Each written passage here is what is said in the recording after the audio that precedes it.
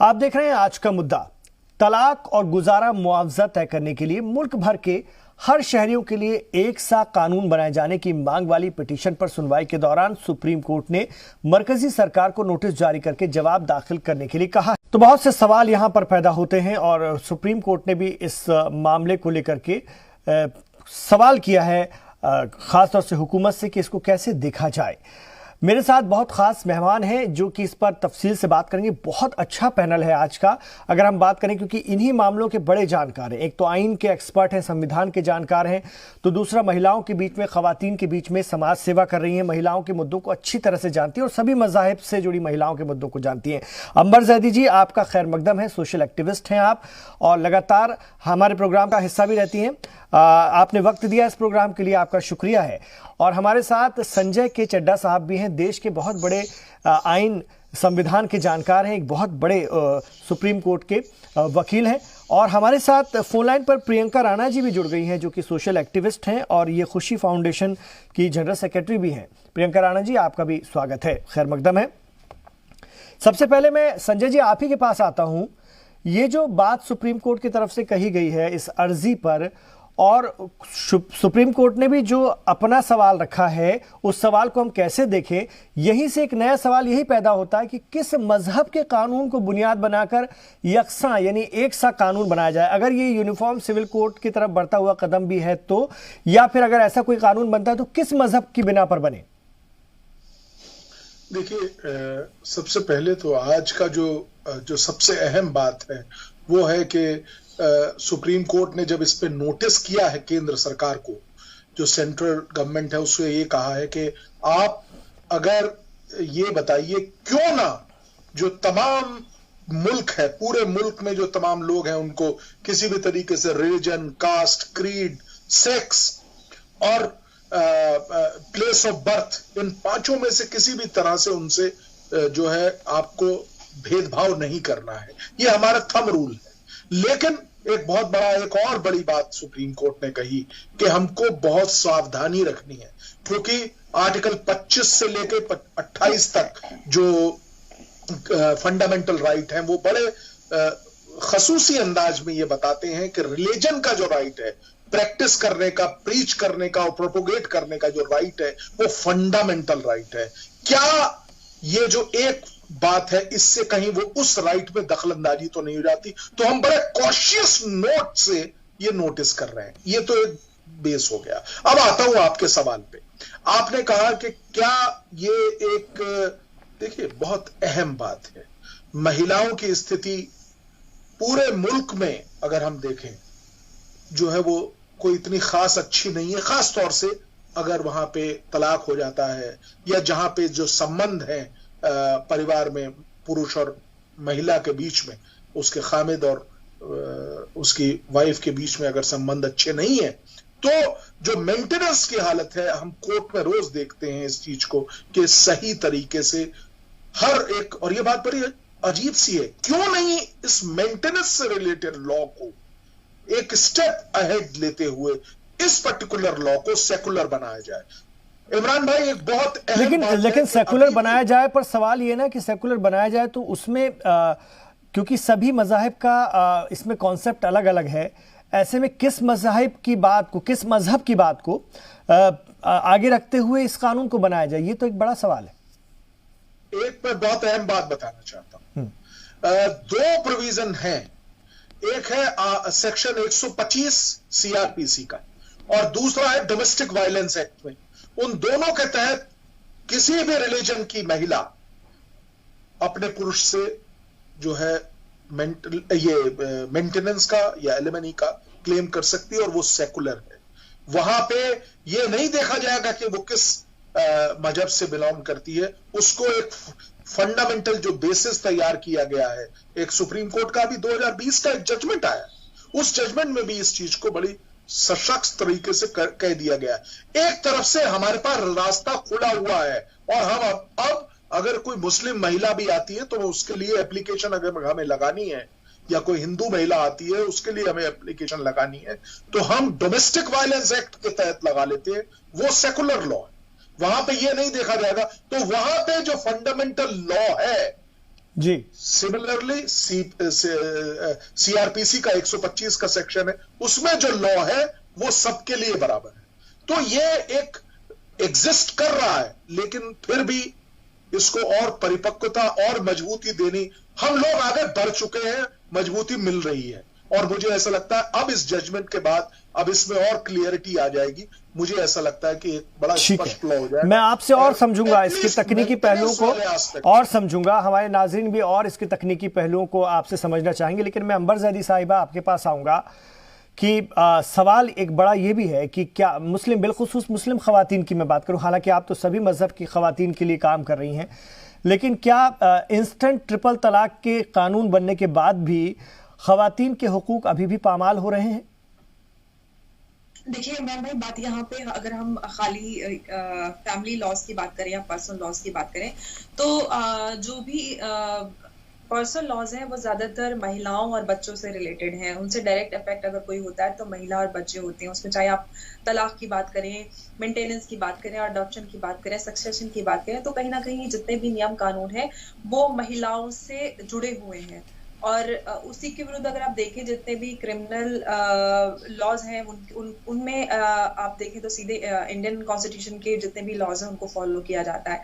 तो हम महिलाओं के अधिकार की बात करें, भारत एक लोकतांत्रिक देश है जिसमें अगर हम आर्टिकल 14, आर्टिकल 19 और 34 की बात करें तो हमें equality before law, protection of right या फिर मेंटेनेंस की आप बात करें, जो हमारा संविधान सबको बराबरी का हक देता है। तो वहीं अगर इस तरीके से अलग अलग धर्म के आधार पर अलग अलग लॉज बने हुए हैं, और मुसलमानों के लिए तो सीधे अब हम चले जाते हैं तो उसमें पर्सनल लॉ आ जाता है। तो कहीं ना कहीं अगर पर्सनल लॉ की एग्जिस्टेंस पे हम सवाल उठाए तो लोकतंत्र जो को हमें देश को बोला जाता है, तो कहीं ना कहीं उसी पे सवाल उठ जाता है। या तो आपको लोकतंत्र में सबको बराबर अधिकार मिले हुए और फिर उसके बावजूद पे अगर महिलाओं को एक ही देश में रहकर अलग अलग तरीके से देखा जाता है, कितनी सारी महिलाओं को मेंटेनेंस नहीं मिलती है। यहाँ तक कि अगर हम बात करें मुस्लिम महिलाओं की खासकर, तो उनको चंद हजार रुपए देकर, यहाँ तक कि 20 और 25-30 हजार रुपए देकर उनसे छुटकारा पा लिया जाता था। और यहाँ तक कि अभी भी ऐसा होता है कि आउट ऑफ कोर्ट कुछ पैसे देकर उनको सेटलमेंट दे दिया जाता है, और एक लड़की के जीवन की कीमत सिर्फ चंद हजार रुपए से लगाई जाती है। तो जरूरी है कि भारतीय कानून, जो भी अभी चड्ढे साहब बात कर रहे थे, सशक्त बनाया जाए, और जो खामियां हैं और जहां पर कमियों की बात हो रही है उस पे आगे बात हो। यूनिवर्सल सिविल कोड की पिटीशन में भी महिलाओं के अधिकारों और बच्चों के अधिकारों को बुनियाद बनाते हुए हमने आवाज आगे उठाई है, क्योंकि भारत एक लोकतांत्रिक देश है और लोकतंत्र में सबको बराबरी का अधिकार है। महिलाओं और बच्चों को धर्म के आधार पर अगर उनके अधिकारों से वंचित रखा जाता है तो कहीं ना कहीं इस पे एक बड़ा सवाल उठता है। और इस पे पहले मतलब सीधे तौर पर मैं आपकी बात को ऐसे समझूं कि यूनिफॉर्म सिविल कोड की तरफ अगर ये बढ़ता हुआ एक रुख है या एक पहल है तो आप उसका समर्थन करती हैं, उसकी हिमायत करती हैं? बिल्कुल बिल्कुल, ठीक है। मैं तो यूनिफॉर्म सिविल कोड की मैं पिटिशनर हूँ, मैं तो इस चीज की हिमायत करती हूँ पूरे तौर पर। अगर हम जब ट्रिपल तलाक पे बात करते थे तो जितने भी हमारे मौलाना हजरात थे वो ये कहते थे कि आप ट्रिपल तलाक की क्यों बात कर रहे हो, इस पे क्यों कानून बना रहे हो, सीधे आप यूनिफॉर्म सिविल कोड ले आओ। तो उन्हीं की बात को आगे बढ़ाते हुए हम लोग यूनिफॉर्म सिविल कोड की मांग करते हैं। और ये तो पूरा ऐसा नहीं है कि हम लोगों ने नई शुरुआत उठाई है, ये तो नाफिज होना था जो कि पहले हो जाना चाहिए था। यहाँ तक कि कोर्ट ने भी इस बात को बोला है कि इसमें इतना समय क्यों लग गया। ठीक है, मैं आ रहा हूं आपके पास भी। मैं प्रियंका राणा जी के पास भी जाना चाहूंगा, सोशल एक्टिविस्ट हैं। प्रियंका जी, क्या वाकई हिंदुस्तान में ऐसे किसी कानून की हिंदुस्तानी समाज को और सभी मजाहिब के लोगों को सख्त जरूरत है, या फिर उन्हें अपने अपने पर्सनल लॉ के भरोसे ही रखना चाहिए? नहीं, देखिए, अगर आप पर्सनल लॉ पर जाते हैं तो कई बार ऐसे केसेस सामने आए हैं जब महिलाओं के अधिकारों का हनन हुआ है। चाहे आप इसमें पर्सनल लॉ की बात कर लीजिए, चाहे आप कितनी बार ऐसा हुआ है कि जो पंचायत और खाप है उन्होंने ऐसे ऐसे डिसीजन दिए हैं महिलाओं के लिए जिसमें हमारे रोंगटे खड़े हो जाते हैं कि आप इस तरह के जो डिसीजन है वो कैसे थोप सकते हैं किसी भी महिलाओं के लिए, क्योंकि उनके अधिकारों का हनन होता है। और पूरे देश में, देखिए, भारत देश में कोई भी महिला किसी भी जाति, किसी भी वर्ग, किसी भी धर्म की आती हो, उनके लिए एक कानून होना चाहिए। तो एक देश एक कानून में कोई बुराई नहीं है और ये होना ही चाहिए। धर्म के आधार पर आप किसी के साथ भी डिस्क्रिमिनेशन कैसे कर सकते हैं, भेदभाव कैसे कर सकते हैं? तो ये चीजें तो पहले ही हो जानी चाहिए थी। सिर्फ धर्म के आधार पर ये कहना कि भाई हमारे धर्म का है मामला है तो आप बीच में इंटरफेयर मत कीजिए, कोई भी महिला हो उसके अधिकारों की रक्षा करना देश के कानून का सबसे पहला कर्तव्य बनता है, और इसमें ये सब चीजें होनी चाहिए। आखिर किसी भी धर्म की महिलाओं को उसके अधिकार क्यों ना मिले? क्यों? सिर्फ इसलिए कि वो किसी एक धर्म की है और उसमें पर्सनल लॉ बीच में आ जाता है या कोई और धर्म के कायदे कानून बीच में आ जाते हैं।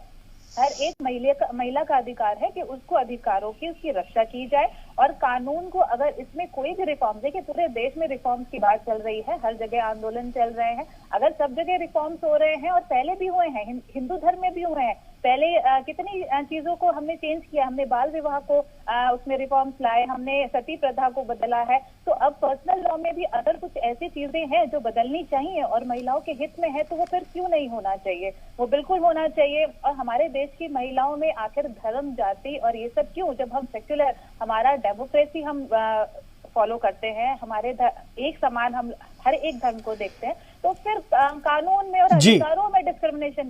लेकिन संजय चड्ढा जी, ठीक है मैडम, आपकी बात को लेकर मैं संजय चड्ढा जी के पास जा रहा हूं। संजय चड्ढा जी, सेक्युलर और लोकतांत्रिक मुल्क की एक बड़ी खूबी ये भी होती है कि वहां पर सबको अपने अपने तरीके से अपने अपने हिसाब से जीने का हक होता है, और मेरा इशारा सीधे तौर पर पर्सनल लॉज की तरफ है, जो कि बाकायदा हमें दिए गए हैं संविधान के जरिए, ताकि हम उन पर अमल करते हुए अपनी ज़िंदगी को अपने हिसाब से, अपने मजहबी अकायद के हिसाब से जी सकें। वो हर उसके विभाग में, हर शोबे में काम करता है।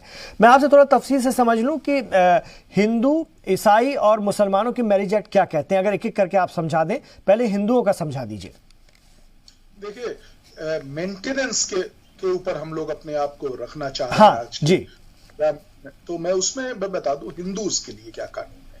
हिंदूज के लिए जो कानून है, एक वो है, एक तो Hindu maintenance and adoption act है, उसमें एक दिया गया है प्रोविजन। हिंदू मैरिज एक्ट में स्पेशल प्रोविजन है। इसके अलावा 125 जो मैंने आपको बताया था सीआरपीसी का, उसके तहत वो कर सकते हैं मेंटेनेंस के लिए। इसके अलावा डोमेस्टिक वायलेंस एक्ट में भी मेंटेनेंस की बात कर सकते हैं। ये तो हुए 4। इसके अलावा स्पेशल मैरिज एक्ट में भी जा सकते हैं। लेकिन मैं आपको बताना ये चाह रहा हूं यहां पे, जो सबसे अहम बात है आज की, वो अब अगर मैं इसी तरीके से हिंदू के बाद मुस्लिम में आऊं तो अपना पर्सनल लॉ, जैसे आपकी रिपोर्ट में बताया, उससे ले सकते हैं। और मुस्लिम वुमेन भी अब 125 सीआरपीसी के अंतर्गत भी ले सकते हैं, जो इसे कहते हैं मेंटेनेंस और एलिमनी, और डोमेस्टिक वायलेंस एक्ट जो नया एक्ट आया था, उसमें भी आप मेंटेनेंस ले सकती हैं। तो पहले एग्जिस्टिंग वे में, तो ऐसे में जब पहले से इंतजामात हैं, पहले से व्यवस्था है, तो फिर इस दिशा में नया कुछ करने की क्या जरूरत है? वाकई नया कुछ करने की ये जरूरत है, क्योंकि हर जगह पे, जैसे अब दिल्ली हाई कोर्ट का कोई निर्णय है, वो मेंटेनेंस पे आया हुआ है, तो वो दिल्ली में ही लागू होगा। बंबई में अगर मेंटेनेंस लेनी होगी तो वहां का जो लॉ है, मुंबई हाई कोर्ट का कानून का थोड़ा सा ये है, ये भी एक पेच है छोटा सा। लेकिन इसके अलावा क्या होता है कि तमाम जो अलग अलग महिलाएं हैं, उनको इस चीज का कई बार ये निर्धारण नहीं कर पाती हैं वो, इसीलिए मेंटेनेंस के ऊपर एक कानून बनने की अलग से आवश्यकता है। वो कानून चाहे सुप्रीम कोर्ट के निर्णय द्वारा भी बन जाए। सुप्रीम कोर्ट ने एक निर्णय दिया कि किस प्रकार से क्या क्या चीजों का संज्ञान में लिया जाना चाहिए, क्या क्या चीजों को देखना चाहिए कि हस्बैंड की इनकम को कैसे आप निकालेंगे, क्या उसकी प्रॉपर्टी के जो वो है उसको भी कैलकुलेशन में लिया जाएगा। ये तमाम कैलकुलेशंस का एक क्लियरिटी नहीं है as a matter of fact, मैं आपको ये बताना चाह रहा हूं।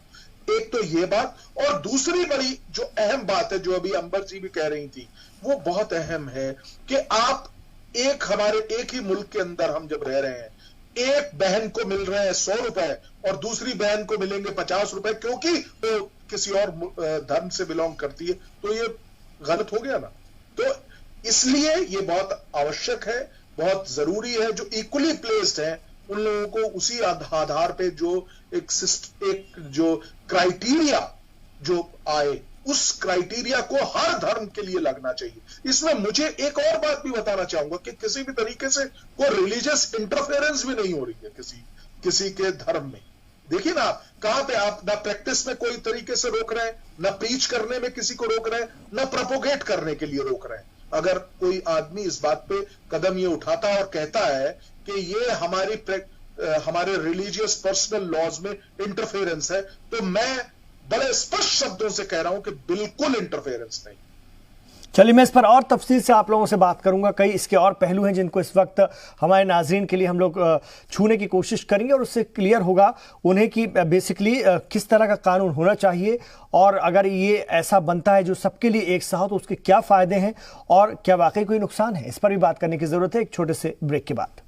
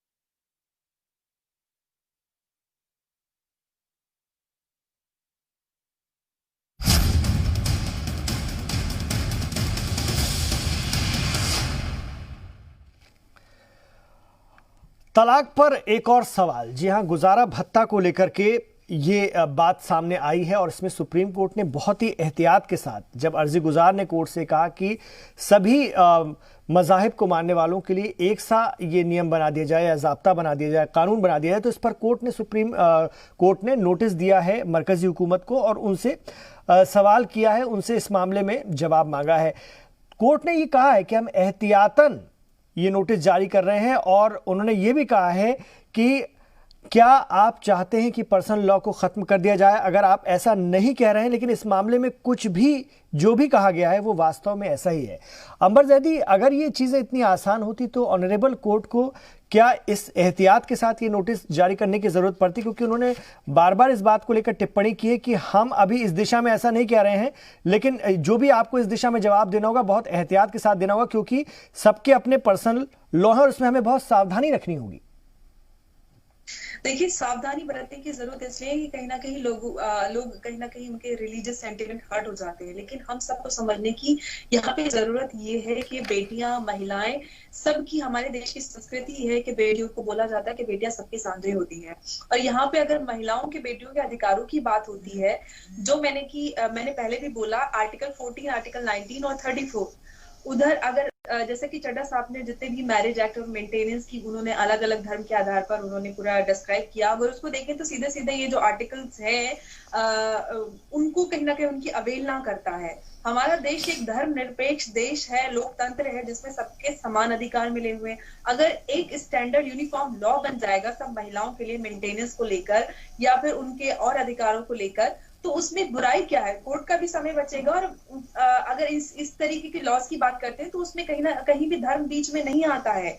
महिलाओं या फिर इंसानों के जो आपसी रिश्ते होते हैं उसका मजहब से क्या लेना देना है? अगर मैंने आपके साथ कोई बदतमीजी की है या मैंने आपके साथ बेईमानी की है, तो इससे मेरे और आपके मजहब का कोई लेना देना नहीं है। ये हमारे आपसी रिश्ते कैसे हैं, हम एक दूसरे के साथ कैसा बिहेव कर रहे हैं, ये कोर्ट तय करेगा और ये हमारे बीच की आपसी बात है। और ये अगर हम कोर्ट चले जाते हैं इस तरीके के मामले को लेके, तो इसमें धर्म कहां से बीच में आ जाता है? लोगों को समझने की ये जरूरत है।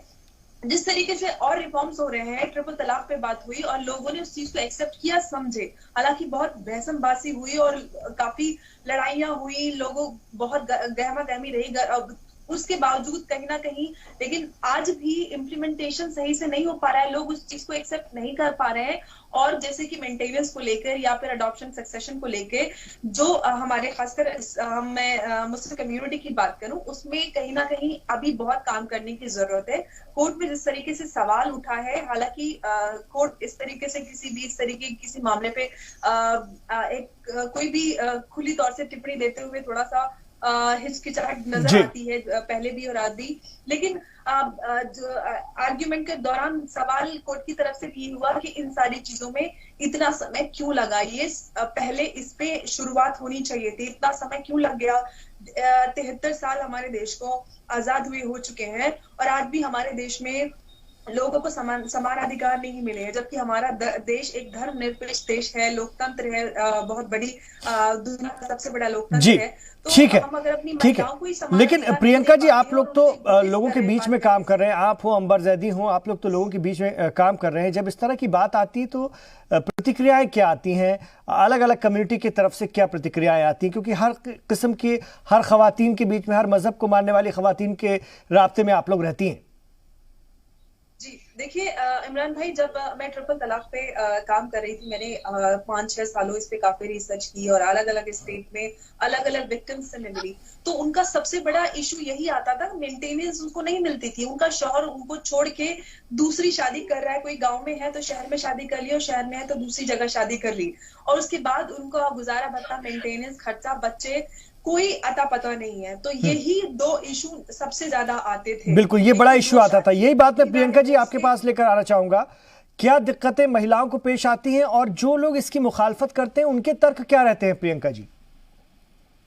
जी, और देखिए, जो महिलाएं हैं, जो पीड़ित हैं, असली जो दर्द है वो ही जानती हैं कि किस तरह से वो उस समय अपने आप को संभालती हैं और क्या क्या उनको कठिनाई आती हैं। और जब हम लोग उनसे मिलते हैं तो उनका हमेशा से सबसे पहला होता है, जब भी उनके डिवोर्स की चीजें होती हैं, तलाक होता है, तो गुजारा भत्ता सबसे पहले एक महिला का अधिकार है जो उसको मिलना चाहिए। और वो जो धर्म के आधार पर होता है उसमें वो कहीं ना कहीं फंस जाती हैं और उनके जो अधिकार है उनको नहीं मिल पाते हैं। चाहे आप किसी भी धर्म की बात कर लीजिए, मैंने आपको पहले भी बताया जिस तरह से कभी कभी पंचायत में ऐसे डिसीजन ले लिए जाते हैं जो महिलाओं के अधिकारों के विरुद्ध होते हैं, ऐसे ही पर्सनल लॉ में हम अगर रिलीजन की बात करते हैं तो रिलीजन में आप किसी तरह से भी अपनी पूजा पाठ या आपको जिस तरह से, क्योंकि प्रियंका जी, अंबर ने बताया, अंबर जैदी ने बताया कि मुस्लिम खवातीन में, महिलाओं में ये बहुत दिक्कत रही है और कई बार उनको बहुत ज्यादा प्रताड़ित हो जाना पड़ता है। क्या दीगर मज़ाहिब की खवातीन को भी यही दिक्कत का सामना करना पड़ता है? जी, करना पड़ता है, बिल्कुल करना पड़ता है, लेकिन उनके जो अधिकार हैं वो काफी डिफाइन है। इतने जितने आपके पर्सनल लॉ की वजह से जो मुस्लिम कम्युनिटी है उसके अंदर इतने अच्छे से डिफाइन नहीं है और उसकी वजह से बहुत सारी प्रॉब्लम फेस करनी पड़ती है और ये फैक्ट है। इनफैक्ट कई अधिकारों के बारे में जो हिंदू महिलाएं हैं उनको भी नहीं पता है और इसी वजह से कहीं हाफ की वजह से, कहीं पंचायत की वजह से ऐसे ऐसे डिसीजन उनके ऊपर थोपे जाते हैं जिसमें हमें कभी कभी लगता है रोंगटे खड़े तक हो जाते हैं कि इस तरह से एक महिला के साथ आप उसके अधिकारों का हनन कर रहे हैं। मतलब ज्यादती हो जाती है, बहुत ज्यादा ज्यादती हो जाती है। बिल्कुल ज्यादती होती है और अक्सर देखा गया है। इनफैक्ट हर रिलीजन के अंदर ऐसा है, हर धर्म के अंदर ऐसा है, हर वर्ग के अंदर है, हर जाति के अंदर है और आप इस चीजों को डिस्क्रिमिनेट करके किसी भी महिला का अधिकार छीन नहीं सकते हैं। उसको एक, जब आप भारत देश में रहते हैं तो सबके साथ एक कानून क्यों फॉलो नहीं होता है? सबके साथ एक ही होना चाहिए। आप कोई भी धर्म की पूजा कीजिए, आप अपने रिचुअल्स कीजिए, उसमें कोई बुराई नहीं है, लेकिन पूरा अधिकार है। ठीक है प्रियंका जी, मैं आ रहा हूं आपके पास, लेकिन संजय चड्ढा जी फिर ऑनरेबल सुप्रीम कोर्ट ये सवाल क्यों करते हैं? वो कहते हैं कि ये सवाल ये है कि कौन सी प्रैक्टिस को लागू किया जाए। आप कैसे कह सकते हैं कि हिंदू, मुस्लिम या क्रिश्चियन, कौन से प्रावधान को सब पर लागू कर दिया जाए? ये ऑनरेबल सुप्रीम कोर्ट कहते हैं, तो इसके मायने क्या निकाले जाएं? देखिए, 2-3 चीजें, जैसे अभी मैं अंबर जी को भी सुन रहा था और प्रियंका जी को भी सुन रहा था। प्रियंका जी ने भी बताया कि हर मजहब में ये चीज की जो है परेशानी पाई जाती है। उन्होंने बताया, एग्जाम्पल दिया कि खाप पंचायतें और ये तमाम जो है ये ऑर्डर्स पास कर देती हैं उनका। एक तो ये बात हो गई। दूसरा हो गया, अगर हम पर्सनल लॉज की एप्लीकेबिलिटी देखें, वहां पे भी रिस्ट्रिक्शंस हैं, जो अंबर जी ने कही बात बहुत स्पष्ट तौर पे। इसके अलावा जो तीसरा है वो सबसे अहम है कि आज भी हमारे यहाँ की औरतें जो हैं अभी जागृत नहीं है, वो अप्रोच ही नहीं करती। ये भी एक बहुत बड़ा मुद्दा है। लेकिन आज का जो सबसे बड़ा मुद्दा है वो यही है कि क्या पर्सनल लॉ से किसी भी तरीके जो 25 से 28 तक जो फंडामेंटल राइट दिए गए हैं, क्या जो मेंटेनेंस और एलिमनी है वो डिसाइड करते वक्त किसी भी तरीके से प्रैक्टिस, प्रीच और प्रोपोगेशन का जो राइट्स दिए गए हैं, फंडामेंटल राइट, वो किसी भी तरीके से दखलंदाजी होती है? अभी तक ये एक छोटा सा मानना रहा है कि होती है, बट मेरा अपना मानना है, और यही कारण है कि आज सुप्रीम कोर्ट ने उसमें नोटिस भी किया है केंद्र सरकार के 2 मिनिस्ट्रीज को, लॉ मिनिस्ट्री को और women and child development ministry से उनके बारे में पूछा जा रहा है। मेरा मानना यह है कि अगर कानून की ये व्यवस्था और स्पष्ट कर दी जाए तो, और एक ही कानून क्यों ना बना दिया जाए मेंटेनेंस में, क्योंकि देखिए, अगर आप, इसका मतलब तो आप किसी भी महिला से अगर उसको कुछ हमने मेंटेनेंस देनी है, एलिमनी देनी है, भत्ता देना है, गुजारा भत्ता देना है, तो आप हिंदू महिला को दूसरा नहीं, वो तो आप सही कह रहे हैं, मैं आपकी बात से इत्तेफाक भी रखता हूं, आपकी बात ठीक है, लेकिन जब ऑनरेबल कोर्ट ये बात कहते हैं कि फिर कौन सी प्रैक्टिस को हम लागू करेंगे, कौन सी प्रैक्टिस का कानून हम बनाएं? भाई इतने सारे मजहब, सबके अपने अपने पर्सनल लॉ हैं, तो फिर कौन सा प्रावधान हम लागू करें? और यहीं पर मैं एक और सवाल आपके साथ जोड़ना चाहूंगा संजय जी, कि अगर हम ये देखें कि इसको लेकर के लोग अगर मुखालफत करते हैं तो उनके मतलब पॉइंट्स क्या हैं, वो किन बिना पर इसकी मुखालफत कर सकते हैं, या लोगों को ये चीज सही नहीं लग सकती? पहली बात आपकी कि भाई कौन से धर्म की चीज को हम उठा के कानून बना दें, पहला ही मुझे ऐसा लगता नहीं, मेरे ख्याल से वो जो रूप आएगा उस कानून का, जो ऐसा लगता है, वो एक सेकुलर होगा। कैसे कि देखिए ना, जो कि डोमेस्टिक वायलेंस एक्ट में है, जो कि सेक्शन 125 की पिटीशन में है, वही स्वरूप अपना लेंगे हम लोग। क्या क्या चीजों के फंडामेंटल प्रिंसिपल होने चाहिए। अभी एक रिसेंटली, मैं जजमेंट का नाम भूल गया हूं, 2020 का सुप्रीम कोर्ट ने जजमेंट दिया है, उसमें यह बताया है कि क्या होना चाहिए। एक दिल्ली हाई कोर्ट का 2015 का जजमेंट है, उसमें बताया गया कि क्या क्या चीजों की जरूरत होगी एक मेंटेनेंस को कैलकुलेट करने के लिए। दोनों पक्षों का एक डिटेल्ड एफिडेविट लिया जाएगा। तो जहां तक बात है मेंटेनेंस, एक तो ये बात हो गई। अब दूसरा मैं आता हूं, आपने कहा कौन किस किस बात पे मुखालफत कर रहा है, विरोध करेगा। इसका विरोध सिर्फ और सिर्फ एक ही बात पे होगा, वो लोग कहेंगे कि ये हम, अगर महिला को अधिकार मिल गया ज्यादा, तो उनके हिसाब से, जो मुखालफत करने वाले हैं उनके हिसाब से, आर्टिकल 25 से 28 के बीच में जो आर्टिकल के राइट्स दिए गए हैं हर सिटीजन को, वो हमारे लिए जा रहे हैं। इस एक ही ग्राउंड पे मुखालफत होगी। अंबर जैदी इसमें ज्यादा अच्छे से बता पाएंगी मेरे को लगता है, क्योंकि इसमें से जो मुखालफत आनी है वो आनी है क्योंकि हिंदूज का लॉ सेटल्ड। ये मुखालफत अगर आनी है बड़े स्पष्ट शब्दों में और बड़े खुलेपन से मैं बता रहा हूं, मुस्लिम समाज के जो कानून को पर्सनल लॉ बोर्ड है, ये लोग इसकी मुखालफत जरूर करना। बिल्कुल सिर्फ इसी बात जी। तो अंबर जैदी, मैं आपके पास आऊं तो जिस तरह से मुखालफत होती रही है या आगे भी होगी, एक तो यूनिफॉर्म सिविल कोड की तरफ बढ़ता हुआ कदम है, उसको पहले ये मानते हुए पहले उसकी मुखालफत होती रही है और होगी ही। जाहिर सी बात है, कुछ तंजीम इसको लेकर के अपने तर्क देती हैं और डेमोक्रेसी में सभी को मुखालफत भी करने का हक है। लेकिन बड़ा सवाल ये भी है कि आपके हिसाब से आइडल तरीका गुजारा भत्ता का, बिलखुसूस मुस्लिम खवातीन के हवाले से मैं बात करूं और दीगर के भी, क्या होना चाहिए? जी देखिए, जैसे कि संजय चड्ढा जी ने बोला, मैं उन्हीं की बात को आगे बढ़ाकर बात करना चाहती हूँ। अगर हम यूनिफॉर्म सिविल कोड की पिटीशन की बात करें तो उसमें भी कोर्ट में मुखालिफत All India Muslim Personal Law Board कर रहे हैं हमारी पिटीशन को, और उन्हीं की तरफ से अगर इस तरीके के कानून बनाने को आगे बात की जाती है तो वहीं से मुखालिफत आगे भी नजर आएगी। ये सिर्फ एक पॉलिटिक्स की बात है, क्योंकि वो इस तरीके की एक एनजीओ बनाकर, इस तरीके के इदारे बनाकर वो अपनी एक राजनीति बनाकर रखना चाहते हैं। अगर ये सारे कानून खत्म हो जाते हैं, जो पर्सनल लॉ की हम बात कर रहे हैं, एक नया कानून बन जाता है भारत के कानून के तहत, तो फिर उनकी पूरी राजनीति, राजशाही जो है उनकी वो पलट जाएगी। तो सीधी सी बात है, मुखालिफत वहीं से ही हो रही है और वहीं से आगे भी होगी। और हम बात करें कि अगर गुजारे भत्ते को लेकर, मेंटेनेंस को लेकर अगर कोई कानून बनना चाहिए तो कैसा बनना चाहिए? देखिए, स्टैंडर्ड है, महिलाओं की सबकी एक जैसी परेशानियां हैं, लेकिन अगर हम मुस्लिम महिलाओं की बात करें तो मुस्लिम महिलाएं कंपैरेटिवली कम पढ़ी लिखी होती हैं, उनकी ज्यादा कम उम्र में शादी हो जाती है, जो कि मैंने अपने खुद एक्सपीरियंस किया है कम्युनिटी में जब मैं काम करती हूँ। तो 19 साल की, 20 साल की लड़कियां होती हैं जिनके पास अच्छे 5-5, 6-6 साल के बच्चे होते हैं। वो इतनी कम उम्र होती हैं कि देख के विश्वास ही नहीं होता कि इतनी छोटी सी लड़की के पास बड़े बड़े बच्चे होते हैं। उनको कम उम्री में बिना पढ़े लिखे माँ बाप शादी कर देते हैं, फिर उसके बाद उनका शौहर उनको छोड़ के कहीं और शादी कर लेता है, तलाक की नौबत आ जाती है, तो उनको गुजारा भत्ता नहीं मिलता, मेंटेनेंस नहीं मिलता, चंद जो मेहर की रकम होती है 20-50 हजार या 30 हजार, उसको दे करके तलाक दे दी जाती है। इनफैक्ट कितने सारे केसेस में वो भी नहीं मिलता है। तो सबसे ज्यादा अगर स्थिति की बात करें तो गंभीर स्थिति मुस्लिम महिलाओं की है। महिलाओं को लेकर एक यूनिफॉर्म लॉ बने मेंटेनेंस को लेकर, जिसमें जैसे कि संजय जी ने भी बात कही, किसके क्या कैसा फाइनेंशियल स्टेटस है, या उनके पास डिटेल्ड एक एफिडेविट की जो बात की है उसी में है कि आप अपना पूरा बताएं कि किसकी क्या स्थिति है, क्या पोजीशन है, उसी के हिसाब से मेंटेनेंस या गुजारे भत्ते की बात हो रही है वही मिले। तो वही एक स्टैंडर्ड लॉ बन जाए महिलाओं के मेंटेनेंस को लेकर, तो इससे कोर्ट का भी समय मिलेगा और महिलाओं को जो प्रताड़ना झेलनी पड़ती है धर्म के आधार पर वो भी नहीं होगी, क्योंकि महिलाएं तो सब एक जैसी हैं। इतने सारे लॉज बनाकर कॉम्प्लिकेशन हो रहा है, कोर्ट का भी समय इसमें जाया होता है। नियम कानून आसान बन जाएंगे तो महिलाओं को भी आसानी हो जाएगी और कोर्ट को भी ज्यादा दिक्कत नहीं होगी। ठीक है, बहुत अच्छे से आपने समझाया।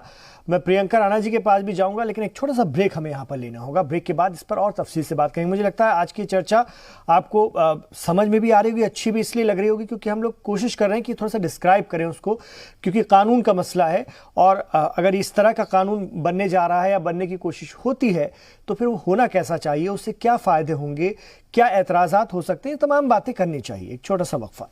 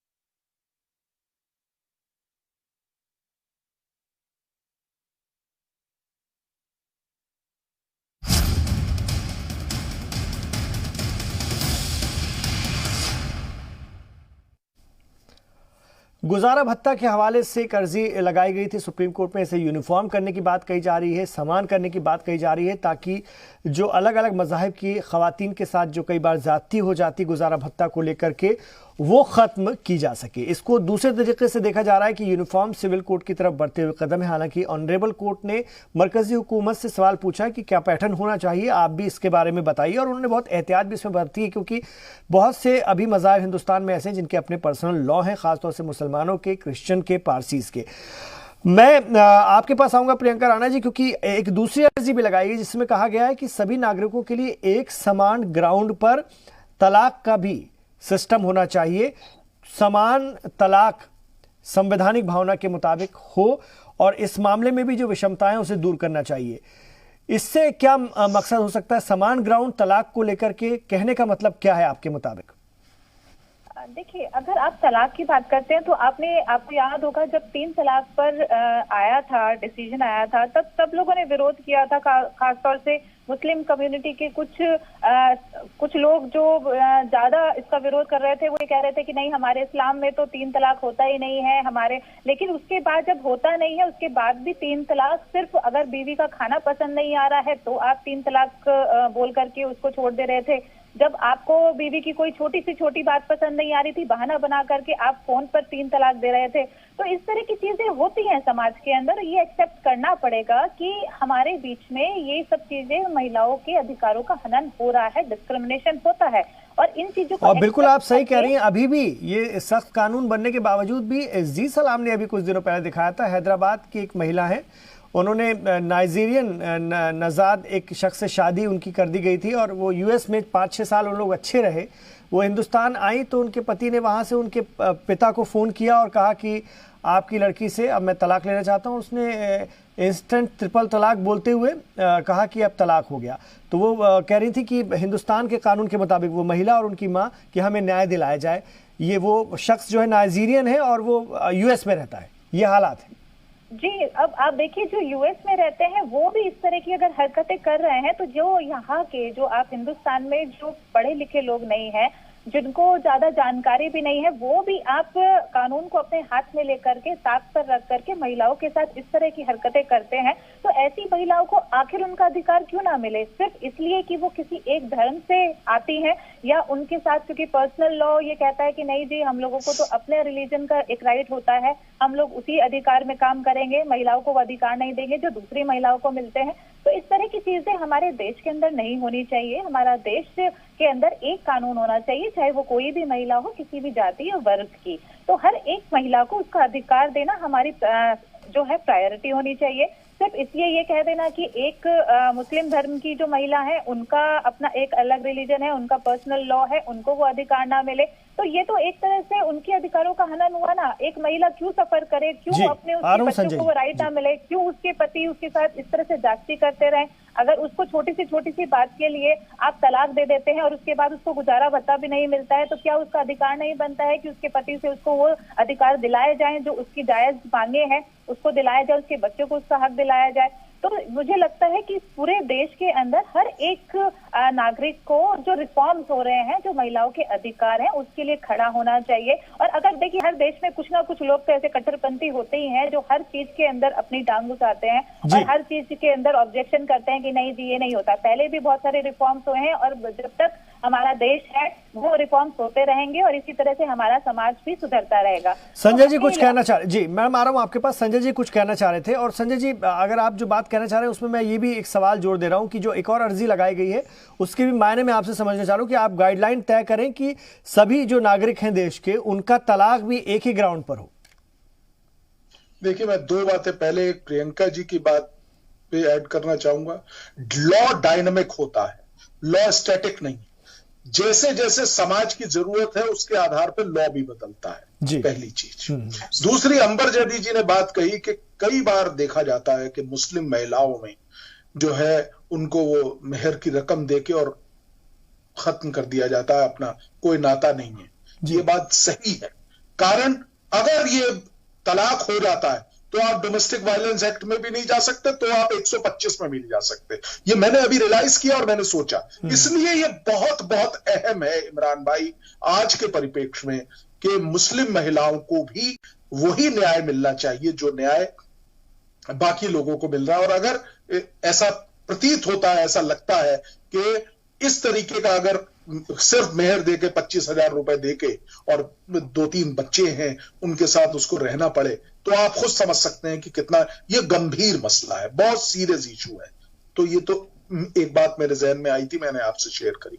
दूसरी बात जो आपने पूछा कि क्यों ना एक ही तरीके का जी, क्योंकि ये अर्जी भी लगाई है अर्जी गुजार ने। ये अर्जी, देखिए इस तरह की अर्जियां अभी ये कोई पहली दफा नहीं लगी, पहले भी लग चुकी हैं। मैं आपसे बताना चाह रहा हूं, इसमें मैं 1985 के शाबानों के जजमेंट पे अगर मैं 2 मिनट का रोशनी डालना चाहूं, वहां पे भी ये एक बात उठी थी कि क्यों ना जो 44 आर्टिकल 44 है, जिसके लिए अंबर जैदी ने अभी कहा भी कि वो directive principle of state policy में लिखा गया है कि सरकारों को जो अपनी पॉलिसी बनानी है उनमें कॉमन सिविल कोड यानी कि समान नागरिक संहिता वो बनाने के लिए काम करना चाहिए। ये लिखा हुआ कॉन्स्टिट्यूशन में आर्टिकल 44 में। लेकिन वहीं पे इसका कॉन्ट्राडिक्शन हो जाता है, वो है आर्टिकल 25 से लेके 28 तक, जो हमको अधिकार देता है पर्सनल लॉ के, जो कि रिलीजन के अधिकार जो है वो बार बार बताता है कि प्रैक्टिस करने में, प्रीच करने में और प्रोपोगेट करने में हमारे को पूरे अख्तियारात हैं, हम अपने रिलीजन को करेंगे, कोई उसमें दखलंदाजी नहीं करेगा, ये फंडामेंटल राइट है। तो ये कॉन्ट्राडिक्शन हो जाता है और यही। लेकिन अंबर ने ये भी कहा, अंबर जैदी ने ये भी कहा कि ये जो अधिकार है इससे हट करके ये मामला है, ये तो कहीं ना कहीं अपराध का मामला है, ये तो बेईमानी का मामला है, क्राइम है, इसको तो उसी तरह से निपटा जाना चाहिए जैसा कि कानून सबके लिए हो। 100% मैं उनके साथ हूं। मेंटेनेंस का कानून सही, आपने जो शब्द अभी इस्तेमाल किया ये क्राइम है। देखिए, जो एक ब्रॉड रूल ये होता है इंटरनेशनली, अगर मैं क्रिमिनल जूरिस्प्रूडेंस और सिविल जूरिस्प्रूडेंस का जो नियम है उसके आधार पे कानून पूरे वर्ल्ड ओवर में यही है कि शादी से अगर दोनों अलग हो रहे हैं तो जो स्टैंडर्ड ऑफ लिविंग शादी के समय था उस वक्त तक थे दोनों, वही स्टैंडर्ड ऑफ लिविंग कंटिन्यू करेगा मेंटेनेंस के लिए। ये कानून है, पूरे विश्व का यही कानून है। हमारे यहां पे हम क्यों, इवन कोई भी, मैं कह रहा हूं कि दूसरे मुल्क भी आप ले लीजिए, हमारे पड़ोसी मुल्क की भी अगर हम बात कर लें, बांग्लादेश, पाकिस्तान, इन तमाम मुल्कों में भी यही कानून होगा, क्योंकि ये एक जुरिस्प्रूडेंस का सवाल है। यही कानून है, ये नियम है कि वो उसी स्टैंडर्ड की लिविंग का क्राइटेरिया रखना चाहिए। अगर मैं शादी से पहले एक एसी वाले घर में रह रही थी, आप मुझे निकाल के झोपड़ी में नहीं फेंक देंगे। कानून ये कहता है कि मैं फिर उसी एसी वाले घर में ही रहूं अगर मैं अलग रह रही हूं। ये कानून है वर्ल्ड ओवर, इसको आप उसमें तरमीम क्यों कर रहे हैं, इसकी जरूरत है लगने की आज। जी, और फिर तलाक का जो आप बात कर रहे थे, तलाक का भी एक ही ग्राउंड हो, ये बात जो कही गई है उसको कैसे देखें? देखिए, तलाक की एक जैसी ग्राउंड्स हो, एक तो ग्राउंड हो नहीं सकता। हाँ, एक जैसी ग्राउंड हो सभी नागरिकों के लिए। हाँ, सभी नागरिकों के लिए ये भी एक बात है, लेकिन कई ऐसे चीज हैं जो कि जैसे धार्मिक चीजें भी आ जाती हैं, जैसे रिलीजन चेंज करने पे तलाक देने का बात, इस तरीके से कई इश्यूज हैं जो पर्सनल लॉ से भी सर्टेनली जो है इंटरेक्ट कर देते हैं। उनसे इंटरेक्ट का मतलब उनसे थोड़ी दखलंदाजी हो जाती है।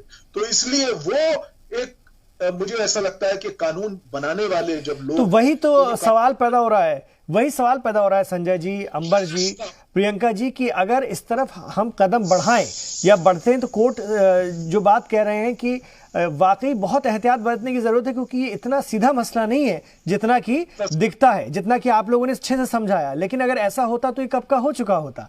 तो मसला वही है कि ये इतना सीधा है नहीं।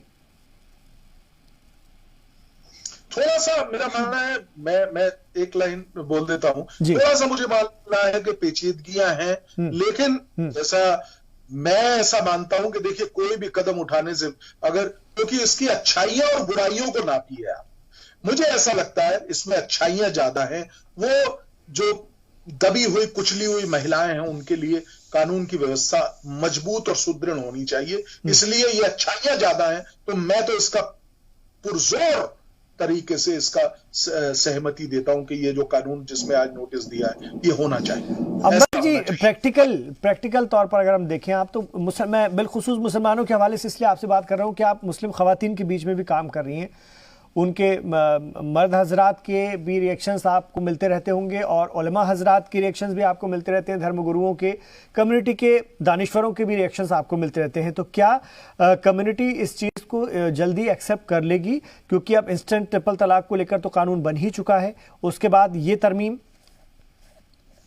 आप एक बार सवाल रिपीट कर दीजिए, पहले ऑडियो नहीं आ रहा था। मैं जानना चाह रहा था कि कम्युनिटी क्या इस तरमीम को भी इतनी जल्दी एक्सेप्ट कर लेगी, क्योंकि आप तो सबके बीच में काम करते हैं और रिएक्शंस आपको हर तबके के, चाहे दानिश्वर हो, उलमा हजरात हो, जो खवातीन अगर प्रताड़ित हैं तो उनके मर्द हो, सभी के रिएक्शंस आपको मिलते होंगे, इसलिए मैं पूछ रहा हूँ।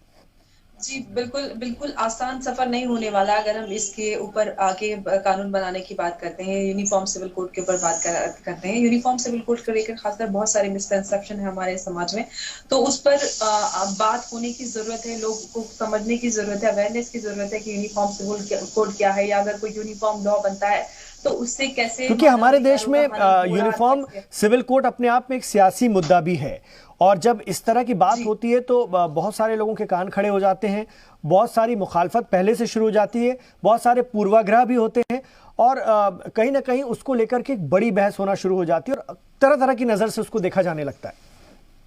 जी बिल्कुल, अगर हम राजनीति से हटकर बात करें, महिलाओं के या जितने भी हमारे देश के नागरिक हैं उनके अधिकारों की बात करें, तो कहीं ना कहीं अगर धर्म के आधार पर किसी के साथ अगर नाइंसाफी हो रही है, हमारे देश का आईन ये कहता है कि एक बेगुनाह को सजा नहीं मिलनी चाहिए। इसीलिए इतने सशक्त कानून हमारे देश में है कि कोई भी बेगुनाह सजा के लिए ना चला जाए, या फिर अगर किसी को उनके अधिकारों से वंचित किया जा रहा है तो ये भी एक बहुत बड़ा गुनाह हो जाता है। क्योंकि कानून और नियम जो होते हैं वो लोग इंसानों के लिए होते हैं, इंसान नियम कानून के लिए नहीं बना है। तो हमारे देश में जिस तरीके की जरूरत और चीजें बदलती जा रही है उसके हिसाब से भी हमें नियम कानूनों को बदलने की जरूरत है।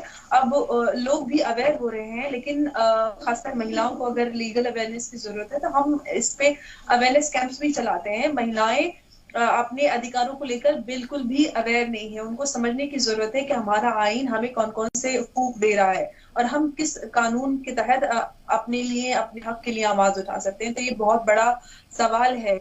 जब मैं ट्रिपल तलाक पे काम करती थी तो मुझसे ही बहुत सारी महिलाएं जो खुद विक्टिम है वो ये कहती थी कि नहीं नहीं, ये हमारा मजहब कहता है और हमारे मजहब में है इंस्टेंट ट्रिपल तलाक, जो कि तलाक बिदर अपने आप पे ही ये बोल देता है। अब आगे चलकर आपको ये बातें भी सुनने को मिल सकती है गुजारा भत्ते को लेकर के बहुत सारी महिलाएं या खवातीन ये कहें कि नहीं, मजहब के हिसाब से तो ये ठीक नहीं है और इस तरह से तो हम नहीं ले सकते। इस तरह के लोग भी बहुत सारे मिलेंगे। जी जी बिल्कुल। सबसे बड़ी कमी यही है कि हमारे यहाँ, मैं अगर अपनी मुस्लिम महिलाओं की बात करूं तो उनको उनके अधिकारों को लेकर, जो अगर हम इस्लामी जो हमारे अधिकार होते हैं उनकी भी बात करें तो उनको बिल्कुल नहीं पता होता। जो उनकी जरूरत के हिसाब से जहाँ पे महिलाओं को दबाकर कुचल कर रखा जाता है वो सारी चीजें बड़े अच्छे से उनको समझा दी जाती है और उन पर लागू भी कर दी जाती है। जबकि मजहब इस्लाम ने भी बहुत बेहतर अधिकार, बहुत बड़े हुकूक खवातीन को दिए हैं जिसको कई बार वो खुद नहीं समझ पाती। जी, ये समझाने वाले उनको ठीक से समझा नहीं पा रहे। जी चलिए, मैं आपसे फाइनल रद्द-ए-अमल लेना चाह रहा था। हमारे साथ प्रियंका जी है। प्रियंका जी, बहुत कम लफ्जों में अगर आप फाइनल कमेंट दे दें इस अर्जी के बाद सुप्रीम कोर्ट के इस मशवरे को लेकर के। देखिए, जब भी समाज में कुछ बदलाव हुआ है या कोशिश की गई है रिफॉर्म्स की, तो हमेशा से कुछ ना कुछ लोग होते हैं जो इसमें ऑब्जेक्शन करते हैं, विरोध करते हैं।